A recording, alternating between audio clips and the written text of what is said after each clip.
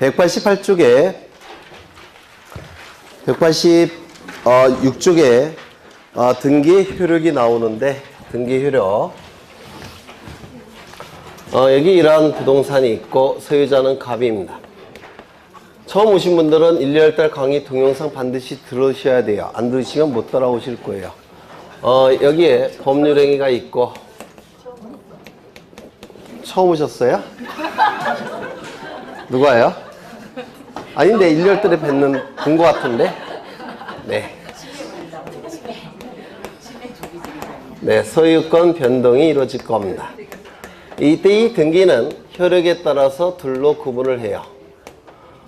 첫 번째, 물권 변동에, 소유권이 아니라 물권이죠. 물권 변동에 종국적 효력이 발생하는 등기, 종국등기. 물권 변동에 종국적 효력이 발생하는 등기, 종국등기와 물권 변동에 종국적 효력이 발생하는 종국등기 하기 이전에 예비적 단계에서 하는 등기, 예비등기. 이렇게 둘로 나눠집니다. 물권 변동에 종국적 효력이 발생하는 등기, 종국등기. 물권 변동에 종국등기를 하기 전에 예비적 단계에서 하는 등기, 예비등기. 요 예비등기는 보통 가등기를 얘기합니다. 물론 가처분 등기를 얘기하시는 분들도 있고요. 보통은 가등기를 얘기하는데 이 가등기는 순위를 보존시키기 위해서 임시로 하는 등기를 가등기라고 얘기합니다. 다시요. 물권 변동에 종국적 효력이 발생하는 종국등기 이전에 시간이 이렇게 흘러가는데 이 시점에 종국등기를 합니다. 물권 변동에 종국적 효력이 발생하는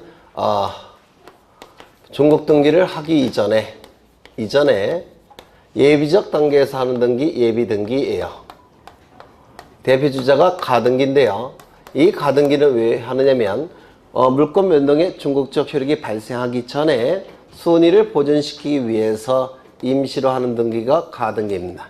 그래서 이 순위 보존의 효력만을 위해서 특별히 고안해낸 등기예요. 그렇다면 가등기는 효력이 뭐가 있겠습니까? 순위 보존의 효력 하나밖에 없습니다.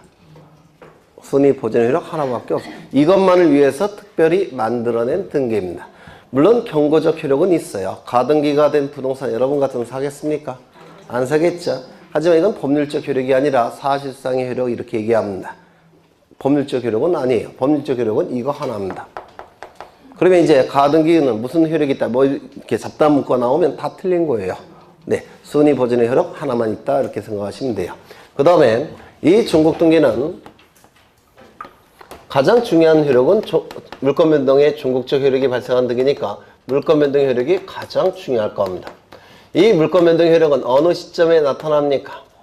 접수 시점.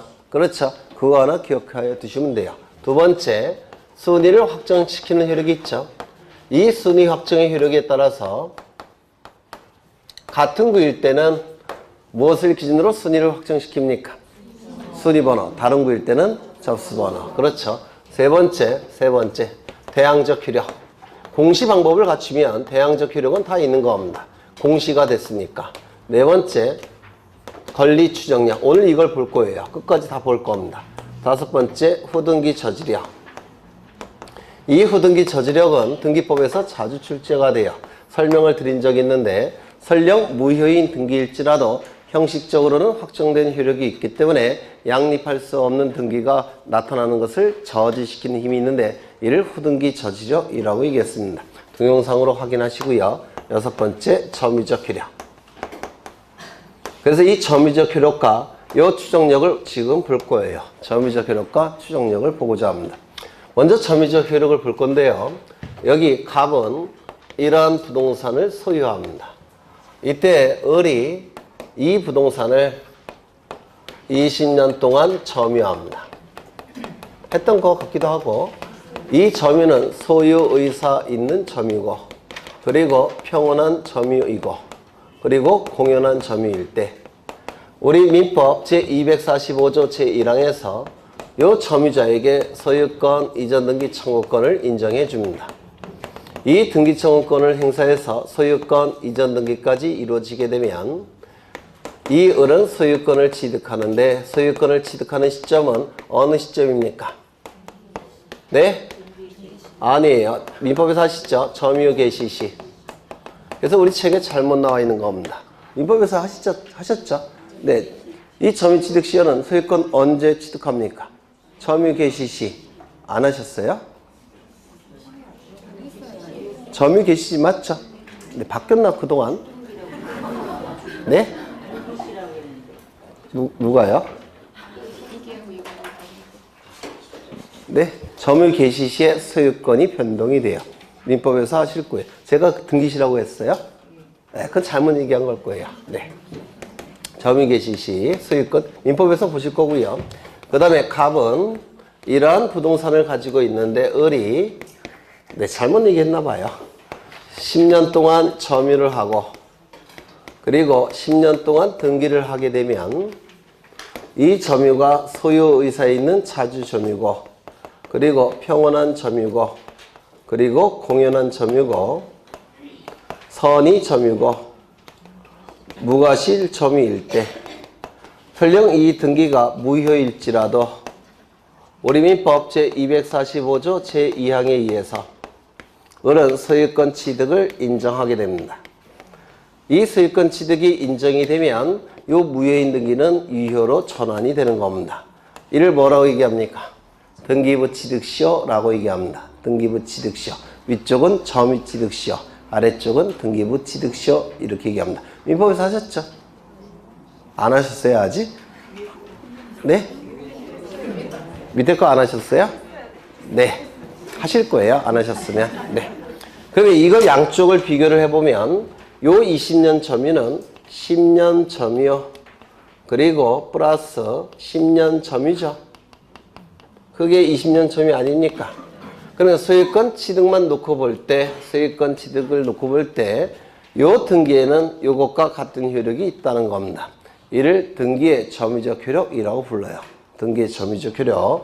그 다음에, 권리 추정력을 볼 건데요. 권리 추정력. 이 추정력은 크게 두 가지가 있습니다. 사실상의 추정력이 있고요. 그 다음에, 권리상의 추정력이 있습니다. 사실 추정력이라는 것도 있고 권리 추정력이라는 것도 있어요. 그런데 우리 등기법에서 나오는 추정력은 이걸 얘기하는 겁니다. 사실 추정력이 아니라 권리 추정력을 얘기해요. 그래서 이 추정력은 이 앞에 권리라는 문구가 생략이 된 겁니다. 그렇다면 표제부 등기는 권리 추정력이 있습니까? 없습니까? 없어요. 표제부에는 권리에 관한 내용이 기록되지 않기 때문에 그렇습니다. 그래서 이제 권리 추정력을 보실 건데요. 민법에서 했다는 걸 전제로 해서 빨리 하겠습니다. 여기 이러한 부동산이 있고 소유자가 갑입니다. 을과 매매 계약을 체결합니다. 소유권 이전 등기까지 이루어지면 갑이 가진 소유권은 을의 소유권으로 변동이 될 겁니다. 맞습니까? 이때 이 등기가 이루어지면 갑은 소유권을 상실할 테고 따라서 등기만 놓고 형식적으로 본다면 갑은 불이익이 발생합니다. 이러한 자를 뭐라 불렀습니까? 등기 의무자. 등기가 이루어지면 을은 소유권을 취득할 겁니다. 그리고 등기만 놓고 형식적으로 본다면 이익이 발생할 겁니다. 이러한 자를 뭐라 불렀습니까? 등기 권리자라고 불렀습니다. 이 등기 의무자와 등기 권리자는 등기소에 가서 등기를 공동으로 신청을 하게 됩니다. 그러면 등기소에 있는 등기관은 등기법이 정하는 아주 엄격한 절차에 따라서 등기를 실행합니다. 등기가 실행이 되면 등기부에는 이렇게 기록이 될 겁니다. 갑구에 1번 소유권 보전 갑의 이름으로 등기가 되어 있을 테고 2번 소유권 이전 을의 이름으로 등기가 실행이 됩니다. 그렇죠? 이때 이 을을 뭐라고 부르냐면 소유권의 등기명의인이라고 부릅니다. 소유권의 등기명의인은 등기된 권리는 뭐죠? 소유권이죠. 소유권이 적법하게 존재한다고 추측하여 정하는 힘이 이 등기에는 있더라는 겁니다. 이를 등기의 권리 추정력이라고 불러요. 그러면 이 등기의 권리 추정력은 추측하여 정하는 힘이 있는데 이것이 의미하는 바는 뭐냐면 이 등기는 70에서 80%를 신뢰할 수 있다는 뜻입니다. 믿을 수 있다는 거예요. 100%도 있죠. 간주. 개연성 90%. 50에서 60%는 가능성 이렇게 얘기합니다. 다 법률 용어예요. 그래서 이 추정력은 70에서 80%는 신뢰할 수 있다는 뜻이에요. 그러면 이러한 추정력이 인정되는 근거는 뭐냐? 우리 민법, 우리 등기법 아무리 눈 씻고 찾아봐도 근거 규정은 없습니다. 다만 학설과 판례가 인정하는 겁니다. 학설과 판례가 이론상 인정을 합니다. 그러면 이론상 인정하는 근거가 뭐가 있느냐? 여러 가지가 있는데요. 첫 번째, 만약에 이 등기가 거짓이라고 한다면 그걸 알고 갑이 권리를 상실하여 불이익이 발생함에도 불구하고 등기 신청해 주겠습니까? 신청서에 거짓의 내용이 들어가 있다면 안 해주겠죠. 따라서 가장 중요한 이유는 공동신청입니다. 두 번째, 이 등기관은 국가공무원입니다. 나라로부터 월급을 받고 거짓에 등기하겠습니까? 아니, 실질은 할 수가 있는데 이론상 그렇다는 겁니다. 이론상. 그렇죠. 등기관은 믿을 수 있는 국가공무원이라서 거짓의 등기가 나오지 않을 거라는 겁니다. 세 번째, 만약에 거짓의 내용이 있다고 한다면 여기서 걸러지겠죠. 따라서 등기법이 정하는 엄격한 절차로 진행되기 때문에 거짓의 등기가 나올 가능성은 적다는 겁니다. 네 번째, 이 등기처럼 공시방법이 하나 더 있죠. 점유. 점유도 공시방법이죠. 근데 점유 같은 경우는 민법 200조에서 권리추정력을 인정하는 근거 규정이 있습니다. 그러면 점유와 등기를 비교해보면 어느 것이 더 완비된 형태의 공시방법일까요? 등기예요. 따라서 불완전한 형태의 공시방법인 점유도 권리의 추정력이 인정이 된다면 보다 완전한 형태의 공시방법인 등기도 권리 추정력을 인정할 수밖에 없다는 겁니다. 그게 네 번째예요. 네 번째, 이러한 이론에 의해서 인정이 되는데요. 여기서 우리가 좀 알고 가셔야 될 건 요겁니다. 요거 이따 써먹을 겁니다. 공동신청에 의해서 이루어지는 등기라서 권리 추정력을 인정할 수밖에 없다는 겁니다. 요게 근거 첫 번째. 두 번째는 본질. 이 권리 추정력을 인정하고 있는데 권리 추정력의 본질이 뭐냐? 두 가지 견해가 있습니다. 법률에서 인정하는 힘, 즉 법률상 추정력으로 보는 견해가 있습니다. 두 번째, 사실상의 추정력으로 보는 견해도 있어요. 이 의미가 뭐냐면 법률에서 인정되는 힘이란 뜻입니다. 물론 이 법률은 간수법을 의미합니다. 명문의 근거 규정은 없으니까. 그렇죠. 간수법이 뭔지는 공부하셨죠? 네. 그 다음에 사실상의 추정력이 의미하는 말은 뭐냐면 관행상 인정되는 힘에 불과하다는 겁니다. 관행상 인정되는 힘. 어느 것이 더 센 걸까요? 네? 법률상. 그래서 제가 이 위에 70에서 80% 신뢰할 수 있다는 얘기는 바로 이걸 얘기해요. 이게. 그러면 어떠한 차이가 있느냐면 이 법률상 추정력으로 인정하게 되면 굉장히 큰 힘이 되기 때문에 이를 깨기 위해서는 본증이라는 증거로 깨야 됩니다. 본증. 그런데 사실상 추정력으로 보게 되면 반증이라는 증거로 깨질 수가 있습니다. 반증. 그럼 본증이 뭐고 반증이 뭐냐면 본증은 본래의 증거라는 뜻인데요. 법관에게 확신을 일으키는 증거여야지만 깨진다는 겁니다. 그 증거를 가지고 법관에게 등기부가 거짓이라는 확신을 일으키는 증거를 제출해야지만 깨진다는 뜻이에요. 본증이라는 게. 그런데 이 반증으로 보게 되면 법관에게 의심을 일으키는 증거 갖고도 충분히 깨진다는 뜻이에요. 이걸 반증이라고 불러요. 그런데 예전에 이게 다수견해고 이게 판례였습니다. 옛날에 호랑이 담배 피던 시절에. 네. 그런데 이 다수견에 의해서 한번 출제가 됐어요. 우리 시험에. 그래서 교재에 아마 반증으로 기출지문 뭐 이렇게 나왔을 겁니다. 그거는 옛날입니다. 옛날. 지금은 본증이라는 용어가 맞아요. 지금 통설 판례는 다 이쪽입니다. 그러면 등기 명인에게 유리한 견해는 어느 쪽일까요? 네? 법률상 추정력으로 보는 게 등기명인에게 유리할까요? 아니면 사실상 추정력으로 보는 게 등기명인에게 유리할까요? 네, 이렇게 가는 겁니다. 이것도 출제된 적이 있습니다. 등기명인에게 유력한 견해, 뭐 이렇게 출제한 적이 있어요. 이건 잘 안 깨지겠죠? 법관이 어떤 놈들인데 이놈들이 거의 확신이 없어요. 이분들은. 네. 네. 거의 확신을 일으키지를 않아요. 의심이 많은 양반들이라서. 그래서 이걸로 보게 되면 거의 안 깨져요. 그래서 거의 승소 판결을 받습니다. 등기명인이. 네. 그 다음에 세 번째, 이게 제일 중요한데요. 범위. 이 범위는 크게 둘로 나눕니다. 하나는 물적 범위, 또 하나는 인적 범위.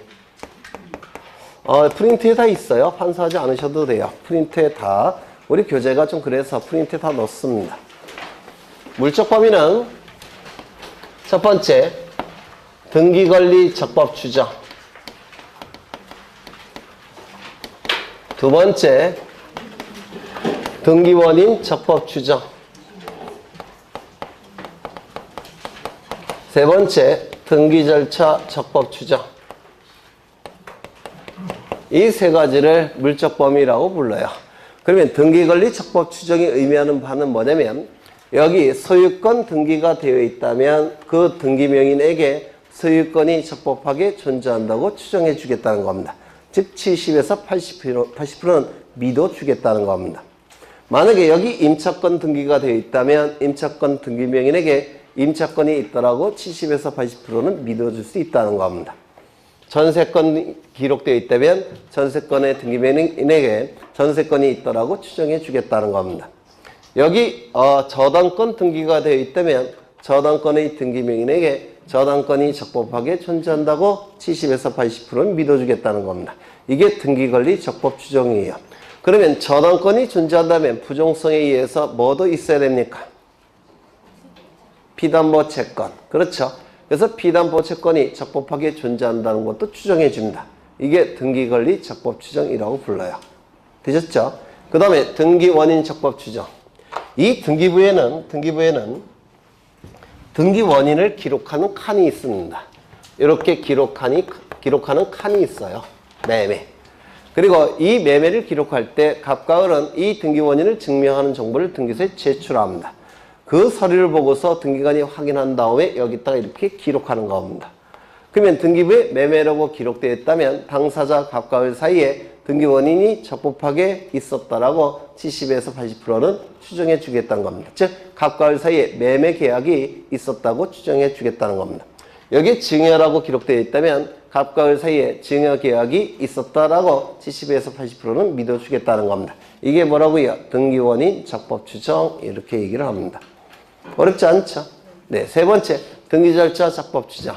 이 등기는 이 엄격한 절차를 통해서 나온 등기입니다. 따라서 이 등기가 실행이 됐다면 그 절차를 다 거쳤다고 추정해 주겠다는 겁니다. 이를 등기절차 적법추정이라고 불러요. 예를 든다면 토지거래 허가구역 내의 토지에 대해서 소유권 이전 등기 신청할 때는 토지거래 허가 정보를 등기소에 제출합니다. 그러면 제출이 됐으니까 소유권 이전 등기 실행됐겠죠. 그러면 소유권 이전 등기 실행이 됐다면 토지거래 허가 절차를 다 거쳤다고 추정해 주겠다는 겁니다. 이거 이해가 되십니까? 대리인에 의해서 등기가 실행이 되면 위임장, 대리권을 증명하는 서류를 등기소에 제출해야 됩니다. 그러면 등기가 실행이 됐다면 위임장이 제출됐으니까 대리권이 있다라고 추정해 주겠다는 겁니다. 이게 바로 등기절차 적법추정이라고 불러요. 그래서 이 물적범위 세 가지 이걸 외우셔야지만 판례 암기량이 대폭 줄어들 수가 있어요. 이걸 안 외우시면 판례를 일일이 다 외우셔야 돼요. 그 다음에 인적 범위. 사람과 관련된 거겠죠. 인적 범위. 이 인적 범위는 권리 추정력은 누가 주장할까요? 당사자가 주장하겠죠. 맞습니까? 자신에게 이익이 될 테니까 당사자가 주장하겠죠. 권리. 그렇죠. 그래서 이 권리 추정력은 당사자에게 이익으로 작용합니다. 제3자도 권리 추정력 주장할 수 있습니까? 있어요? 없어요? 여기에 채권자가 이렇게 존재합니다. 얘는 채무자, 얘는 채권자. 그러면 채무자에게 소유권이 있다면 강제 집행 들어오기가 좋겠죠. 따라서 이 채권자 A는 을의 등기를 가지고 을에게 소유권이 있다라고 주장할 필요가 있습니까? 없습니까? 있겠죠. 따라서 제3자도 권리주장력을 주장할 수가 있습니다. 당사자뿐만 아니라 제3자도 권리주장력을 주장할 수 있다라고 해요. 그러면 제3자가 주장할 때 을에게는 이익입니까? 불이익입니까? 불이익이 될 수도 있습니다. 당사자에게는. 이게 민법에서 자주 나오죠. 당사자에게 불이익이 될 수도 있다라고 얘기합니다. 두 번째, 사자나 허무인 명의로 등기가 되어 있다면 권리주장력을 인정할 수 있습니까? 여기서 사자는 어흥할 때 그 사자가 아니고요. 심부름할 때 그 사자도 아니고 돌아가신 분, 죽을 사자를 쓰는 겁니다. 돌아가신 분 이름으로 등기가 되어 있다면 이 등기 믿을 수 있습니까? 이건 나눠서 판단을 해야 돼요. 어제 돌아가셨다면 그러면 등기하고 돌아가실 수도 있죠. 따라서 이걸 좀 나눠야 돼요. 근데 한 20년 전에 돌아가셨다면 그 등기는 믿을 수 없겠죠. 그래서 그 등기 날짜와 돌아가신 날짜를 잘 확인하셔야 됩니다. 출제가 된다면.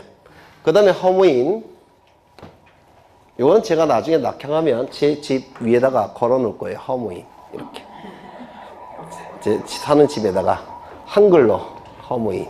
무슨 뜻입니까? 네, 존재하지 않는 사람들, 허무한 사람들. 네, 존재하지 않는 사람 이름으로 등기가 됐다면 믿을 수 있습니까? 당연히 없을 겁니다. 그렇죠. 홍길동 장군 이렇게 등기가 됐다면, 여기에 홍길동 장군 이렇게 등기가 되어 있다면 장군, 이 양반 생존했던 분입니까? 존재하지 않는 양반이 있죠. 허무인, 소설 속의 사람이니까. 이순신 장군으로 등기가 되어 있다면 이 양반은 뭡니까? 허무인입니까? 이 양반은 사자 이렇게 되겠죠. 네. 그리고 세 번째, 이게 요즘 많이 출제가 됩니다. 세 번째가 권리 변동에 당사자 간에도 주장할 수 있느냐. 이게 요즘 많이 출제가 됩니다. 이 부분은 전통적으로 출제가 되는 부분이고요. 이 부분은 요즘 많이 출제되는 부분이에요. 권리 변동에 당사자 간에도 수정력을 주장할 수 있느냐. 이 부분은 둘로 나눠서 판단합니다. 소유권 이전 등기와 소유권 보존 등기로 나눠서 판단을 해야 돼요. 먼저 소유권 이전 등기. 이 소유권 이전 등기가 시행이 됐을 때 소유권의 등기 명의인은 전 소유자에게 권리 추정력을 주장할 수 있느냐. 즉 을은 갑에게 권리 추정력을 주장할 수 있느냐. 이게 문제가 된 사안이 있습니다. 있을까요? 없을까요? 있습니다. 왜요? 저 을명의 등기는 누가 해준 등기일까요? 갑이 해준 등기입니다. 맞습니까? 갑이 해줘서 을명의로 등기가 됐습니다. 따라서 이 등기는 믿을 수 있다는 겁니다. 즉 을이 갑에게 이렇게 얘기할 수 있어요. 네가 나랑 같이 등기소에 가서 등기를 같이 해놓고서 왜 지금 와서 딴소리 하느냐. 이렇게 얘기할 수 있지 않습니까? 그렇죠. 따라서 소유권 이전 등기는 공동신청에 의한 등기이기 때문에 전 소유자에게 권리 추정력을 주장할 수가 있습니다. 이거는 좀 요즘 자주 나와요. 공동신청이라서 그렇습니다. 그런데 이런 경우가 있을 수가 있습니다. 여기에 이러한 부동산이 있고요. 소유자가 갑입니다. 소유자가 갑이고 이 부동산은 미등기 부동산입니다. 갑이 을과 매매 계약을 체결합니다. 이 부동산의 시가는 10억으로 하겠습니다. 갑이 을과 매매 계약을 체결하면서 특약을 맺습니다. 어떠한 특약을 맺었냐면 갑이 세금을 내기 싫고 또 이제 재산 형성 과정을 들키기 싫으니까 갑이 을에게 이렇게 얘기합니다. 내가 시가 10억을 9억에 줄 테니까 네 이름으로 보존등기해서 가져가라 이렇게 얘기합니다. 그렇게 얘기할 수 있죠. 그러면 갑은 세금 안 내도 되고 을은 시가보다 싸게 살 수 있죠. 따라서 이렇게 특약을 맺는 경우가 있습니다. 이거 이해가 되시나요? 네. 그 특약에 근거해서 을은 등기소에 가서 보존등기를 신청합니다. 그러면 등기부에는 이렇게 등기가 실행이 됩니다. 1번 소유권 보존을 이렇게 등기가 실행이 됩니다. 정상적인 등기라고 한다면 소유권 보존 갑, 소유권 이전을 이렇게 등기돼야 되겠죠. 그런데 지금 갑의 명의가 생략됐습니다. 이를 뭐라 부릅니까? 모두 생략 등기라고 불러요. 중간 생략 등기의 일종입니다. 여기서 모는 모자란 뜻이에요. 두는 머리 두자입니다. 그래서 앞대가리를 생략한 등기, 모두 생략 등기라고 불러요. 모는 모자, 두는 머리두. 그러면 이거는 이 을이 이 보존 등기의 권리 추정력을 갑에게 추정할 수 있느냐? 있을까요? 없을까요? 없습니다. 왜요? 갑이 해준 등기가 아니에요. 여기 보시죠. 단독 신청. 맞죠? 따라서 이건 단독 신청에 의한 등기라서 전 소유자가 해준 등기가 아닙니다. 따라서 전 소유자에게 추정할 수가 없습니다. 소유권 이전 등기는 전 소유자에게 권리 추정력을 추정할 수 있지만 소유권 보존 등기는 전 소유자에게 권리 추정력을 추정할 수가 없습니다. 이거 이해가 되셨나요? 네. 그 다음에 네 번째. 다 하죠.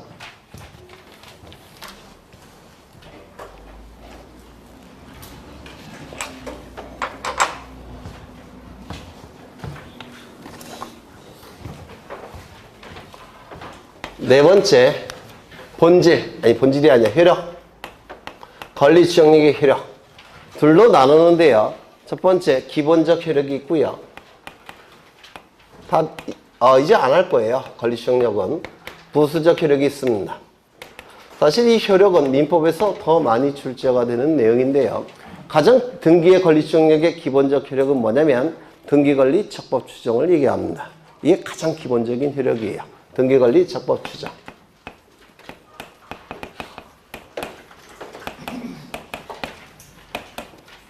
이게 가장 기본적 효력이라고 얘기합니다. 즉 등기명인에게 등기된 권리가 적법하게 존재한다고 70에서 80% 신뢰할 수 있는 효력. 이게 가장 기본적 효력이라고 부릅니다. 부수적 효력은 민법에서 하실 텐데요. 등기부를 신뢰하고 거래 행위를 했을 때 뭐로 추정해 줍니까? 선의 무과실. 그렇죠.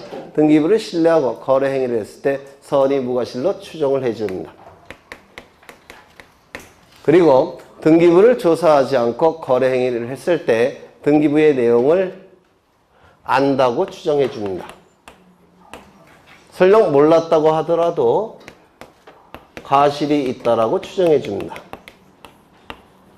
이게 질문이 많이 들어와요. 왜냐하면 똑같은 권리 추정력인데 여기 반대의 문구가 쓰이고 있죠. 그래서 이게 질문이 많이 들어와요. 그래서 이번에 한번 설명을 하려고요. 이게 사안이 다른 겁니다. 사안이. 그러면 첫 번째 얘기는 뭘 의미하느냐면 이걸 얘기합니다. 여기에 이러한 부동산이 있고 소유자가 갑입니다. 갑이 을과 매매계약을 체결합니다. 그리고 이 매매계약 안에는 물권행위가 있다고 그랬죠. 그리고 소유권 이전 등기까지 이루어지면 갑이 가진 소유권은 을의 소유권으로 바뀔 겁니다. 맞습니까? 이때 매매계약이 무효취소 해제가 돼버리면 매매계약이 무효취소 해제가 되면 매매계약 안에 있는 물권행위도 같이 실효합니다. 이를 물권행위 유인성설이라고 불러요. 민법에서 유인론, 유인성설. 그러면 소유권은 자동적으로 복귀합니다. 누가 소유자입니까? 갑이 소유권자입니다. 그러면 을은 소유권이 있습니까? 없습니까? 소유권은 없어요. 그러면 이 등기는 무효인 등기고 그리고 말소가 돼야 되는데 말소되지 않은 상태입니다. 등기부상 남아있다는 겁니다. 되셨나요? 그러면 이때 병은 을과 매매 계약을 체결합니다. 그리고 계약 체결하기 전에 등기부 띄워봐야 되겠죠? 등기부 띄워봤더니 등기부에는 누구 이름으로 되어 있습니까? 을의 이름으로 등기가 되어 있죠. 따라서 을에게 소유권이 없다는 사실을 병은 알까요? 모를까요? 모를 겁니다. 그리고 국가가 만든 등기부를 신뢰했을 뿐이죠. 과실이 있습니까? 없습니까? 없습니다. 따라서 선의 무과실로 추정이 됩니다. 등기부를 신뢰하고 거래 행위를 했을 때 그 신뢰한 자는 선의 무과실로 추정을 해줍니다. 즉 소유권이 없다는 사실을 모를 테고 모르는데 과실이 없는 겁니다. 국가에서 만든 등기부 안 믿으면 누가 믿겠습니까? 물론 저는 안 믿어요. 등기부도 무정부주의자니까. 네. 두 번째 그러니까 사안이 다른 겁니다. 이쪽과 이쪽은 완전히 사안이 달라요. 아래쪽은 뭐냐면 갑이 이 부동산에 대한 소유권을 가지고 있는 상태입니다. 그런데 여기에 A에게, 갑은 A에게 저당권을 설정해서 A가 저당권 등기를 하고 저당권을 가지고 있는 상태입니다. 즉 갑의 소유권은 저당권에 의해서 제한을 받고 있는 상태예요. 이때 갑은 을과 매매 계약을 체결합니다. 그리고 갑과 을은 친해요. 그래서 갑이 을 보고 이렇게 얘기합니다. 이거 깨끗한 부동산이니까 등기부 떼어볼 필요도 없다. 걱정하지 말고 내가 책임질 테니까 그냥 내가 또 가격도 한 1억 적게 덜 받을 테니까 그냥 사가라 이렇게 얘기합니다. 그거를 이제 을은 믿었습니다. 그리고 이 등기부를 확인을 안 했습니다. 근데 확인했어야 되죠. 그렇죠. 근데 등기부를 확인 안 했어요. 그러면 이러한 저당권이 존재한다는 것을 이 을은 알고 있다라고 추정해 주는 겁니다. 등기부를 통해서 이미 공시가 되고 있기 때문에 그렇습니다. 그렇죠. 공시가 되고 있기 때문에 알고 있다고 추정해 줘요. 또한 설령 모른다고 하더라도 등기부 확인하는 건 을이 잘못이죠. 따라서 유과실로 추정해 줍니다. 그래서 이게 다른 용어를 쓰고 있기 때문에 헷갈려 하실 수가 있는데 사안이 달라요. 사안이. 되셨나요? 네. 그 다음에 마지막으로 다 아는 겁니다. 권리지정력과 관련해서. 이게 몇 번째인가? 네 번째. 다섯 번째. 점유와의 관계. 여기에 문제가 되는데요. 물건은 크게 둘로 나눠지죠. 어떻게 나눠집니까? 동산과 부동산 이렇게 나눠질 겁니다. 이 동산은 공시 방법이 뭘까요? 점유가 될 겁니다. 그리고 이 부동산도 둘로 나눠야 됩니다. 왜냐하면 등기라는 것은 신청주의가 원칙이고 이미 신청이 원칙이죠. 신청하고 싶을 때 등기 신청하는 겁니다. 맞습니까? 따라서 등기가 되어 있는 경우도 있고 등기가 되어 있지 않은 경우도 있습니다. 즉 미등기인 상태도 있다는 겁니다. 잘못 썼네. 등기부가 없는 경우도 있고 등기부가 있는 경우도 있어요. 그러면 등기부가 등기가 돼서 있다고 한다면 등기의 권리 추정력 인정할 수 있습니까? 등기 추정력 인정할 수 있죠. 그리고 동산의 경우에는 점유 추정력 200조에 의해서 점유 추정력 인정되겠죠. 근데 등기부가 없는 경우, 즉 미등기 부동산인 경우가 문제가 되더라는 겁니다. 미등기 부동산. 이게 왜 문제가 되느냐면 학설과 판례가 충돌을 일으켜서 문제가 되는 겁니다. 학설은 미등기 부동산은 동산으로 봐서 점유의 추정력을 인정해 줍니다. 점유의 추정력을 인정해 줘요. 그런데 우리 판례는 미등기 부동산도 부동산입니다. 동산이 아니에요. 따라서 점유의 추정력은 인정할 수가 없고 사실관계를 조사해서 결정해야 된다. 이렇게 판시를 합니다. 어떠한 차이가 있느냐면 이렇게 차이가 나타나요. 제가 낙향을 하려고 그러는데 돈을 못 모았어요. 그래서 여행을 다니다 보니까 상속에 빈집이 하나 있습니다. 빈집이. 그래서 제가 거기서 이제 살고 있습니다. 빈집에.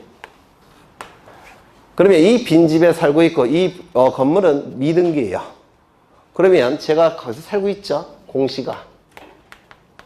그러면 학설에 의한다면 제가 소유권자로 추정을 받습니다. 왜요? 제가 점유하고 있으니까. 맞습니까? 판례에 의한다면 조사관들이 나올 거예요.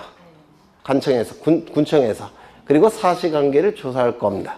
그 중에는 대장도 있을 테고 뭐 각종 세금 관련 서류도 있을 테고 그걸 다 조사합니다. 조사해서 권리자를 판단합니다. 학설과 판례의 차이점 느끼십니까?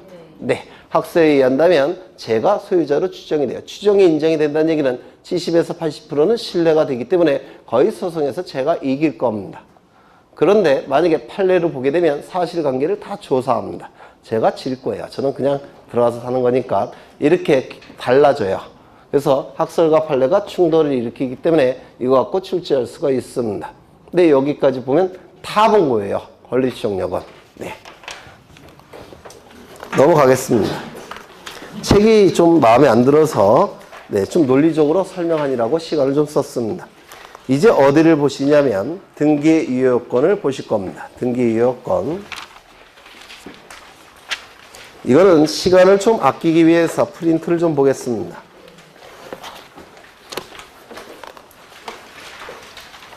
프린트를 보시면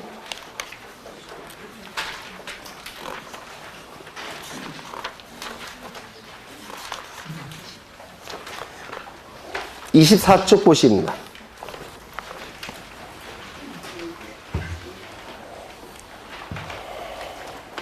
등기가 효력이 발생하기 위해서는 두 개의 요건을 갖춰야 돼요. 첫 번째, 등기법에서 정하는 요건을 갖춰야 됩니다. 두 번째, 민법에서 정하는 요건을 갖춰야 돼요. 두 개의 요건을 갖춰야지만 등기의 효력이 발생해서 물권 변동의 효력이 나타날 겁니다. 등기법이 정하는 요건을 뭐라고 부르냐면 물권행위를 실질, 등기를 형식이라고 불러요. 따라서 형식적 요건이라고도 부릅니다. 또한 등기법은 절차법이라고 얘기하죠. 따라서 절차적 요건이라고도 불러요. 무슨 얘기냐면 여기 이러한 부동산이 있고 소유자가 갑입니다. 갑이 을과 매매 계약을 체결하면 이 안에 뭐가 있다고 했습니까? 물권 행위. 그리고 등기까지 이루어지게 되면 갑이 가진 소유권은 을의 소유권으로 변동이 될 겁니다. 맞습니까? 우리 민법 몇 조죠? 186조. 그렇죠? 186조는 바로 이걸 얘기하는 겁니다.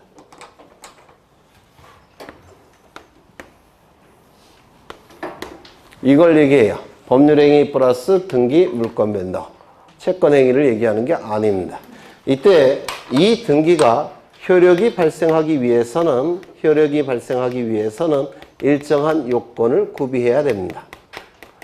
그 요건은 첫 번째, 등기법이 정하는 요건을 충족해야 됩니다.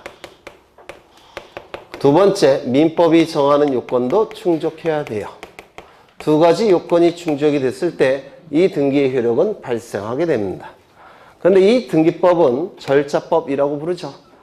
따라서 이 요건을 절차적 요건이라고도 부릅니다. 이 민법을 실체법이라고 부르죠. 따라서 실체적 요건이라고도 부릅니다. 또한 이 물권 변동이 이루어지기 위해서는 두 가지 요건이 있어야 되는데 이걸 실질이라고 부르고요. 이걸 형식이라고 불러요. 그래서 등기법이 정하는 요건은 형식적 요건 이렇게도 부르고요.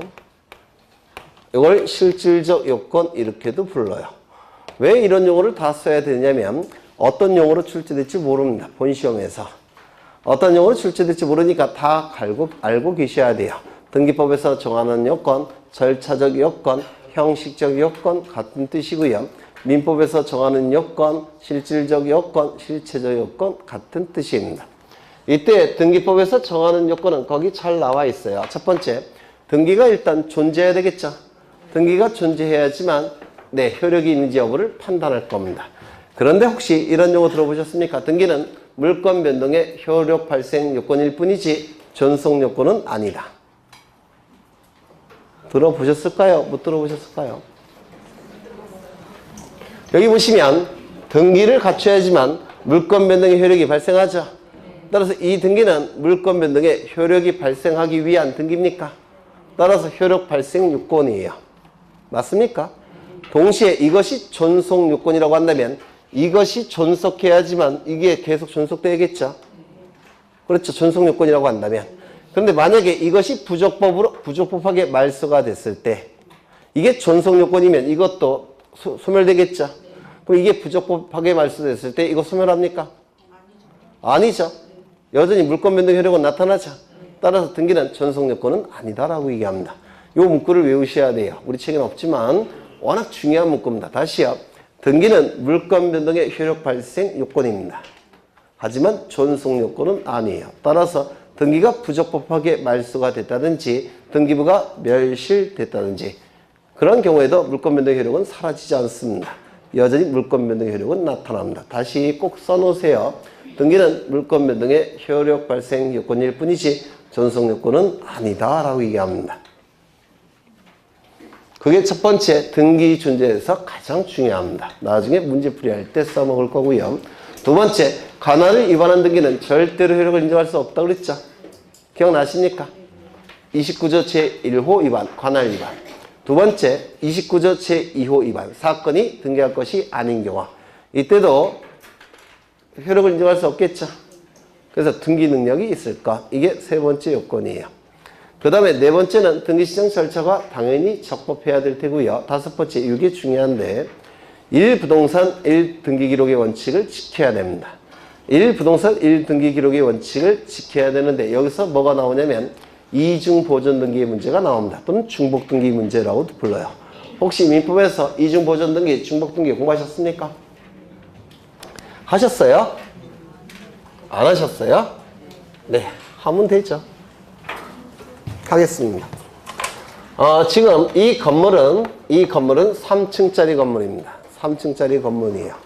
그리고 등기부가 만들어졌습니다. 표제부, 갑구, 을구 만들어졌습니다.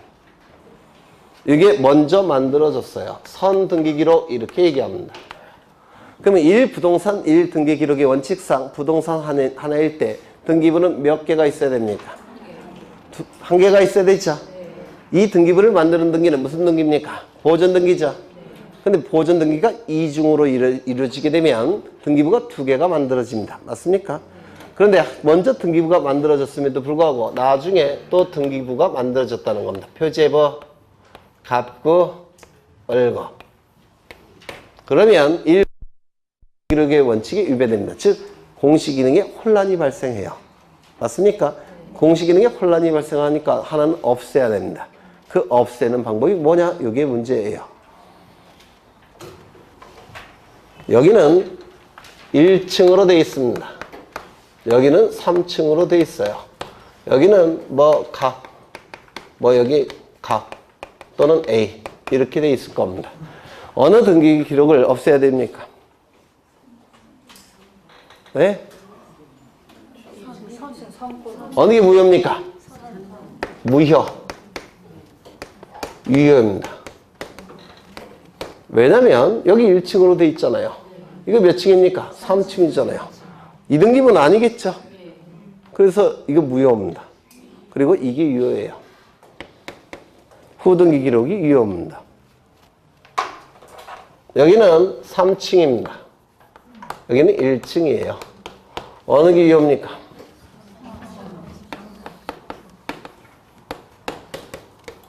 건물이 3층짜리잖아요. 이 등기부는 저 건물에 대한 등기부가 아닐 거예요. 그렇죠? 그래서 이렇게 판단합니다. 그래서 표제부의 이중등기라고 부르는데요. 표제부는 그 건물의 객관적 사실을 기록하죠. 따라서 객관적 사실에 부합되는 등기부가 유효한 겁니다.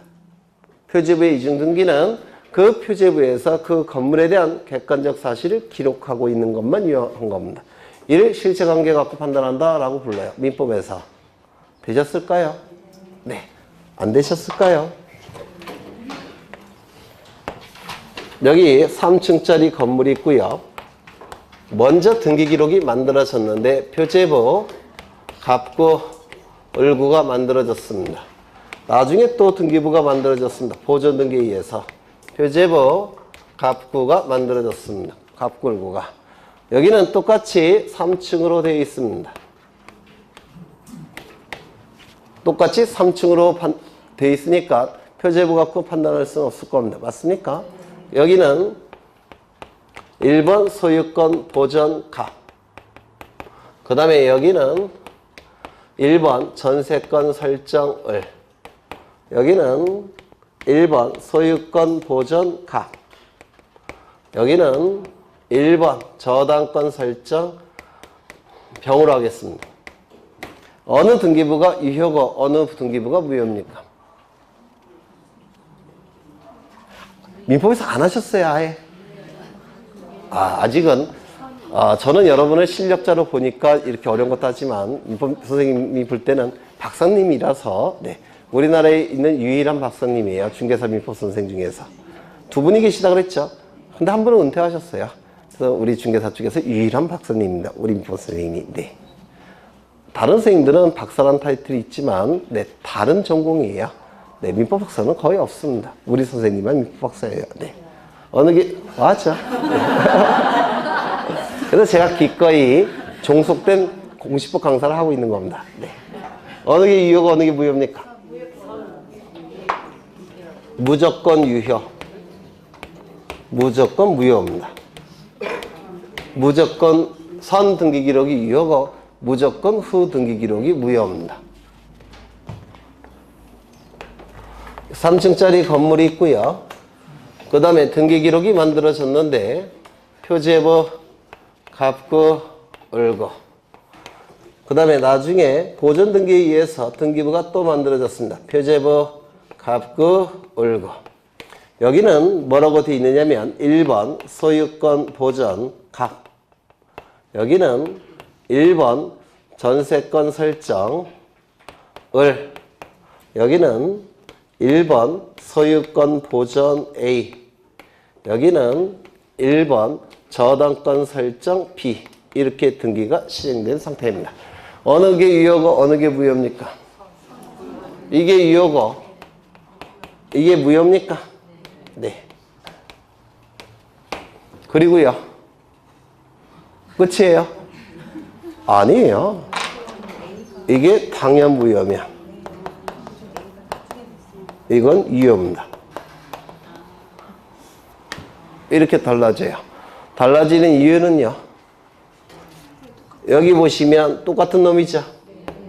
여기 보시면 다른 놈이죠. 이게 이유예요. 그래서 보존 등기 명의인이 동일일 때는 이때는 무조건 선 등기 기록 유효, 후 등기 기록 무효입니다. 이렇게 봐도 상관이 없어요. 왜냐면 여기다가 얘는 저당권 취득합니까? 못합니까? 못하죠. 무효니까.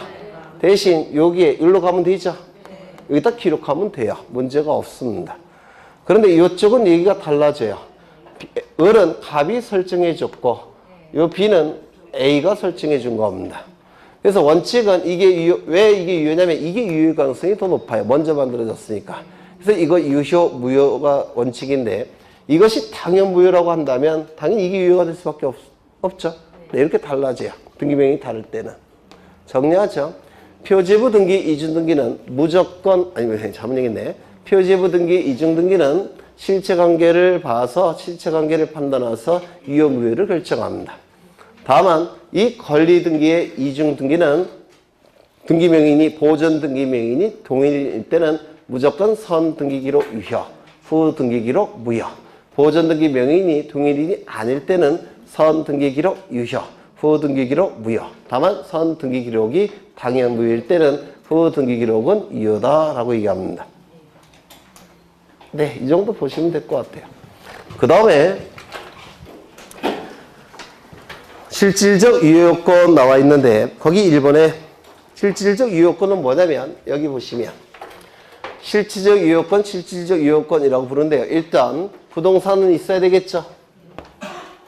그리고 이 부동산의 내용과 등기부 표제부에 기록되는 내용은 일치해야 됩니다. 맞습니까? 그렇죠. 그 다음에 당사자도 있어야 되겠죠. 있어야 되지 않습니까? 그 다음에 물권행위도 있어야 될 겁니다. 이걸 실질적 유효권이라고 불러요. 부동산이 존재할 것, 당사자가 있을 것, 물권행위가 있을 것. 이게 실질적 유효권인데요. 이 중에서 이 물권행위와 일치하는 등기여야 됩니다. 이게 가장 핵심이에요. 실질적 유효권은 부동산이 존재할 것, 당사자가 있을 것, 등기명인이 있을 것, 그 다음에 물권행위가 있을 것. 이게 실질적 유효권이라고 얘기하는데요. 이 중에서 물권행위가 제일 중요해요. 물권행위가. 이 물권행위와 일치하는 등기를 갖출 때 그 등기는 실질적 유효권을 구비했다라고 얘기합니다. 이게 일치하는 등기를 갖출 때. 그러면 일치하지 아니할 때 이를 뭐라고 부르냐면 물권행위와 일치하지 않는 등기를 갖췄을 때 이를 불합치의 문제라고 부릅니다. 또는 불일치의 문제라고 불러요. 불합치, 불일치의 문제라고 부릅니다. 이 불일치의 문제는 세 가지가 있습니다. 첫 번째, 존재상의 불합치. 즉, 존재상의 불합치는 뭐냐면 물권행위는 존재하고 등기도 존재한다면 이건 존재성 합치죠. 물권행위는 존재하지 않고 등기도 존재하지 않는다면 이것도 존재성 합치죠. 그래요, 안 그래요? 물권행위는 있는데 등기가 없는 경우, 물권행위는 없는데 등기는 있는 경우, 이게 불합치죠. 이걸 존재상의 불합치라고 얘기합니다. 여기서 뭐가 나타나느냐면 실체적 유효요건의 추한이라는 문제가 나타나는데 혹시 민법에서 하셨습니까? 하실 거예요. 네, 실체적 유효요건의 추한. 원래는 물권행위 먼저 하고 등기하죠.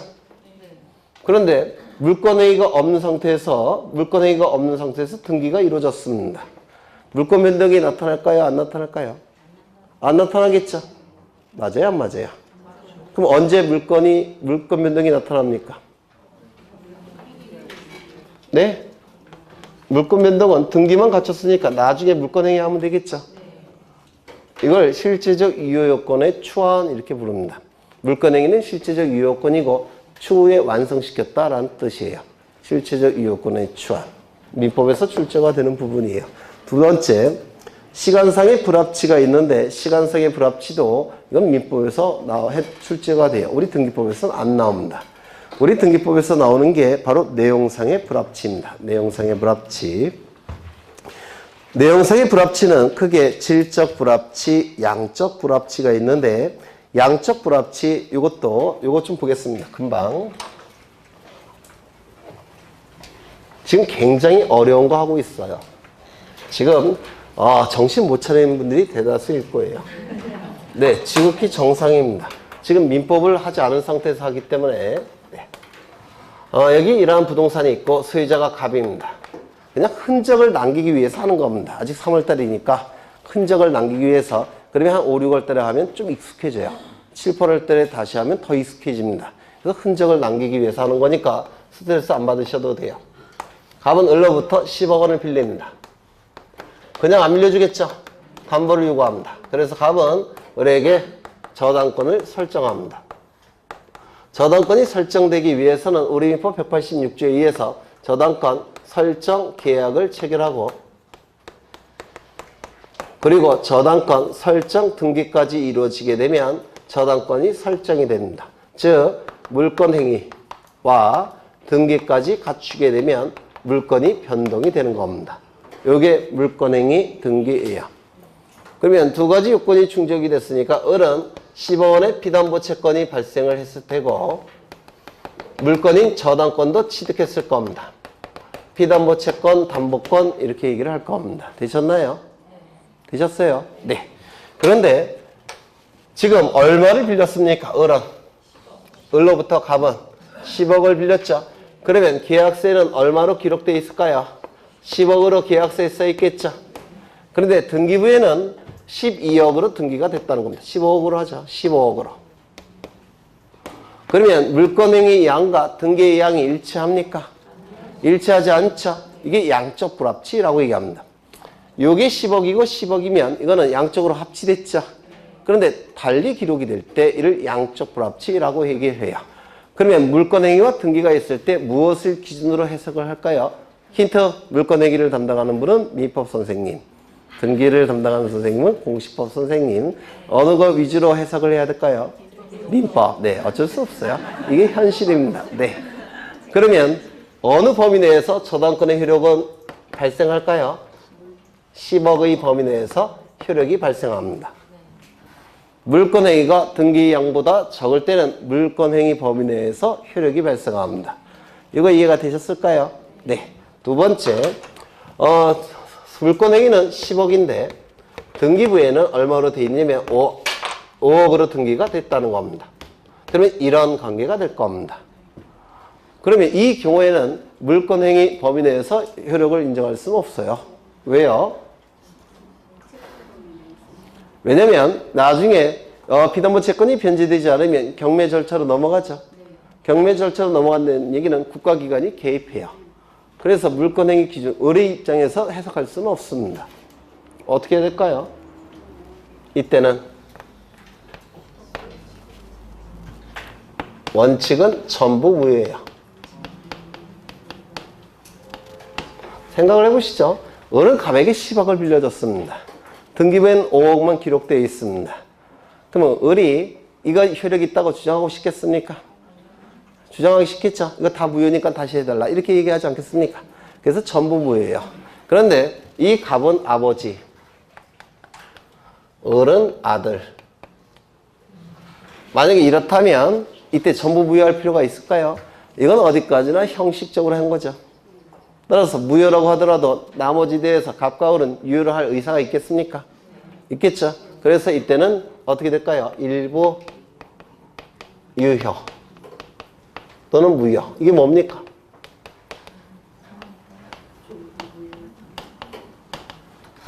민법 137조에 뭐예요? 일부 무효의 법리. 민법에서 안 하셨어요? 일부 무효의 법리. 민법 공부 열심히 하셔야 돼요. 그래서 다 민법 내용이에요.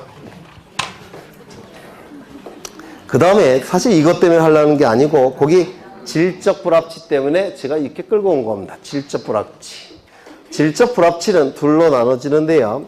등기의 권리의 주체, 객체 내용상의 불합치와 등기가 이루어지는 과정, 등기가 이루어지는 절차에 대해서 등기법에 규정이 있겠죠.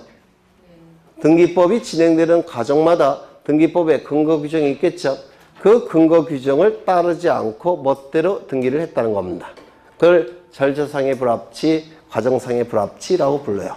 등기가 이루어지는 절차에 대해서 등기법에 규정을 뒀을 텐데 그 규정을 지키지 않고 등기를 했다는 겁니다. 이를 과정상의 불합치, 절차상의 불합치라고 얘기합니다. 요것 때문에 하는 거예요. 요것 때문에. 그 전에 동글뱅이 1번을 보시면 등기의 권리 주체, 객체, 내용상의 불합치라고 되어 있는데 이것도 혹시 모르니까 기억을 좀 해 두셔야 됩니다. 여기까지 하고 끝낼 거예요. 여기에 이러한 부동산이 있습니다. 이 부동산은 100번지 토지입니다. 갑이 을과 매매 계약을 체결합니다. 소유권 이전 등기까지 이루어지면 갑이 가진 소유권은 을의 소유권으로 변동이 될 겁니다. 맞습니까? 그러면 이 부동산에 대해서 등기부가 있을 텐데 갑부에 뭐라고 등기가 돼야 될까요? 소유권 보존 갑에서 2번 소유권 이전 을 이렇게 등기돼야 되겠죠. 그런데 엉뚱한 놈 A 이름으로 등기가 됐다는 겁니다. 이게 주체의 불합치라고 불러요. 이 등기는 효력이 있겠습니까? A 명의 등기. 없겠죠. 무효인 등기입니다. 따라서 A도 소유권 취득 못할 테고 을도 소유권 취득 못할 겁니다. 맞습니까? A는 왜 취득을 못할까요? 갑과 물권 행위를 한 적이 없습니다. 을은 왜 소유권 취득 못할까요? 을 명의로 등기가 된 적이 없어요.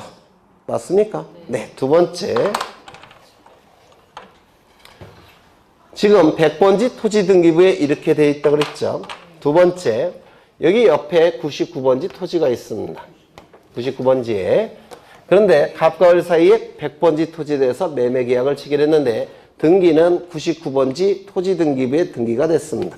1번 소유권 보존 갑, 2번 소유권 이전 을 이렇게 등기가 되어 있다는 겁니다. 물론 99번지도 갑 소유예요. 그럼 이 등기 효력이 있겠습니까? 물권 행위의 대상은 어느 겁니까? 100번지죠. 등기부에는 99번지 토지에 등기가 돼 있죠. 이게 객체상의 불합치라고 얘기합니다. 객체상의 불합치. 그러면 을은 소유권 취득할 수 있습니까? 없겠죠. 네, 엉뚱한 등기부에 됐기 때문에 그렇습니다. 그 다음에 세 번째. 이건 다른 걸로 가야 되는데 저당권을 설정해 줍니다. 그러면 등기부에는 저당권 등기가 돼야 될 겁니다. 그런데 이렇게 등기가 됐습니다. 1번 전세권 설정 을. 이게 내용상의 불합치라고 얘기해요. 물권행위는 지금 저당권에 대한 물권행위 했죠. 근데 등기부에는 엉뚱한 전세권 등기가 돼 있죠. 이게 바로 내용상의 불합치라고 얘기합니다. 엉뚱한 내용을 등기했다는 겁니다. 되셨나요? 이거 효력을 인정할 수 있겠습니까? 없을 겁니다. 이제 그 밑에 거 하나 보시고 끝날 겁니다. 등기의 권리 변동 과정, 등기의 절차상의 불합치. 의미는 등기법에서 정하는 규정들이 있을 겁니다. 절차에 대한 규정이 있어요. 그 절차를 지키지 않고 등기가 실행이 됐을 때 이를 절차상의 불합치, 가정상의 불합치라고 얘기합니다. 그러면 첫 번째, 관할에 관한 규정을 지키지 않았다면 그 등기 효력이 있겠습니까? 없을 겁니다. 맞습니까? 29조 제2호 사건이 등기할 것이 아닌 사건이 등기할 수 있는 것만 등기할 수 있다라고 규정이 되어 있을 텐데 그 절차를 지키지 않았다면 그 등기 효력이 있겠습니까? 없을 겁니다. 하지만 3호부터 11호까지는 안 지켜도 실체관계 부합 여부로 효력이 인정할 수 있죠. 맞습니까? 그렇죠. 그러면 여기 동글뱅이 2번이 뭐냐면 바로 3호부터 11호에 해당되는 겁니다. 등기가 이루어지는 과정, 등기가 이루어진 절차상의 불합치는 바로 부동산 등기법 제29조 3호부터 11호까지를 얘기해요. 그러면 이건 당연무효입니까? 아닙니까? 아니죠. 직권말 쓸 수 있습니까? 없습니까? 없죠. 또한 이의신청을 통해서 말소할 수 있습니까? 없죠. 거기에 해당되는 게 거기 세 가지예요. 중간생략 등기, 실제와 다른 원인에 의한 등기, 무효 등기, 유효. 이게 3호부터 11호 어딘가에 해당이 됩니다. 따라서 당연무효도 아니고 직권 말소할 수도 없고 이의신청을 통해서 말소할 수도 없습니다. 전부 다 우리 등기법에서 출제가 되는데요. 그중에서 제일 중요한 것은 중간생략 등기. 그 다음에 나머지 것들도 가끔 출제를 합니다. 무효등기 유형도 출제가 되고 있어요. 실제와 다른 원인에 의한 등기는 실제는 매매인데 등기부에는 증여라고 되어 있습니다. 그러면 관할 위반입니까? 아닙니까? 아니죠. 29조 제2호 사건이 등기할 것이 아닌 경우에 해당됩니까? 아니죠.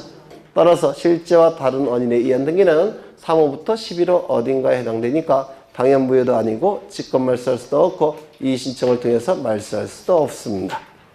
따라서 실제와 다른 원인에 의해서 등기를 했을 때 권리 취득합니까? 못합니까?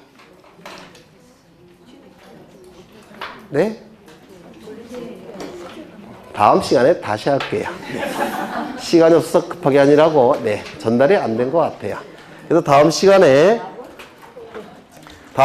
뭘 할 거냐면 중간생략 등기 볼 거고요. 그 다음에 실제와 다른 원인에 의한 등기 볼 거고요. 무효 등기의 유효, 이걸 볼 겁니다. 한 30분이면 될 것 같아요. 그래서 다음 시간에 이걸 후딱 보고 그 다음에 다음으로 넘어갈 겁니다. 다음 시간에 강의를 좀 듣고 오세요. 1년 때 강의를 듣고 오셔야 돼요. 다음 시간에 아주 중요한 걸 할 거예요. 등기부를 보셔야 됩니다. 등기부를 외울 건데요. 미리 좀 듣고 오셔야 될 겁니다. 고생하셨고 다음 시간에 이어서 하겠습니다. 수고하셨습니다.